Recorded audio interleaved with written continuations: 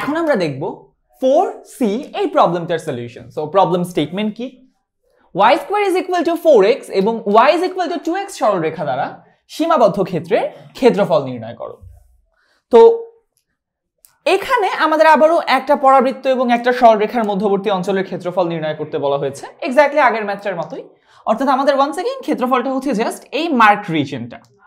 তো আবারও দুইটা গ্রাফের মধ্যবর্তী অংশের ক্ষেত্রফল অর্থাৎ y2 - y1 dx দিয়ে আমরা সলভ করব। তাহলে সুতরাং নির্ণায়ক ক্ষেত্রফল হচ্ছে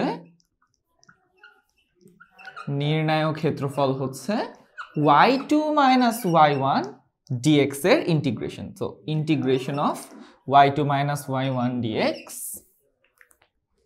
সো লিমিটটা কি হবে? আমরা এই বিন্দুটার ক্ষেত্র স্থানাঙ্কটা নির্ণয় করতে চাই। সো এই বিন্দুটা তো 0 0ই হবে, বাট তারপরেও আমরা পুরো দুইটা সলভ করে স্থানাঙ্কগুলো বের করি। সো আমরা যখন প্রথমে আসি ইয়েতে কি বলেন এই যে ইকুয়েশনটা আছে সেটাতে আসি। সো y সমান হচ্ছে 2x, তাহলে আমরা y এর জায়গায় বসাবো হচ্ছে 2x, তার মানে y কে স্কয়ার করলে পাওয়া যাবে 2x এর হোল স্কয়ার অর্থাৎ 4x square.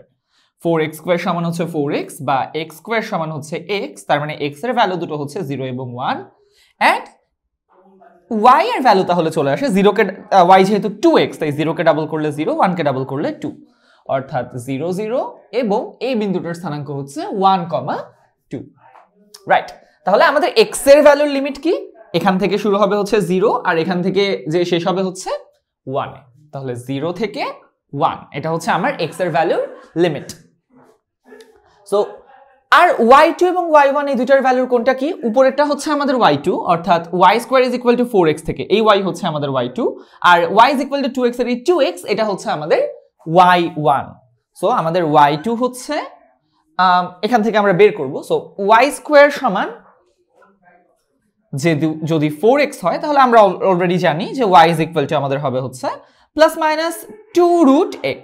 So plus minus 2√x। এখন আমরা শুধুমাত্র অবভিয়াসলি পজিটিভটা নিব, কারণ এই পুরো কাহিনীটা হচ্ছে আমাদের প্রথম চতুর্ভাগে। সো নেগেটিভটা আমরা বাদ দিয়ে দিতে পারি। সো আমাদের জন্য y ইজ ইকুয়াল টু শুধুমাত্র 2√x, এটা হচ্ছে y2 আর y1 সমান আমরা অলরেডি জানি 2x। রাইট, তাহলে এইটুকু মুছে ফেলি। আমরা y2 এবং y1 ডিটারমাইন করতে পারলাম। 0 থেকে 1 পর্যন্ত y2 হচ্ছে 2√x, y1 হচ্ছে 2x dx আর y2 কেন 2√x? কারণ হচ্ছে প্রথম চতুর্ভাগে অবস্থিত। সুতরাং আমরা বলতে পারবো y2 হচ্ছে 2√x।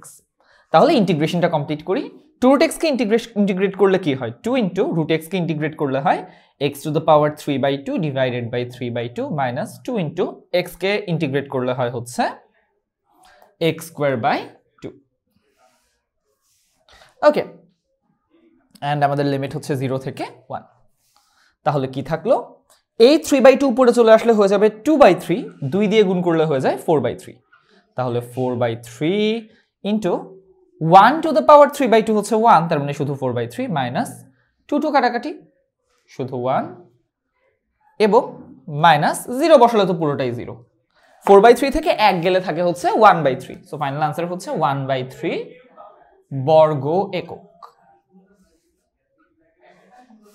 Right, so final answer হচ্ছে আমাদের 1/3 বর্গ একক। তাহলে এটাই হচ্ছে আমাদের এই প্রবলেমের সলিউশন।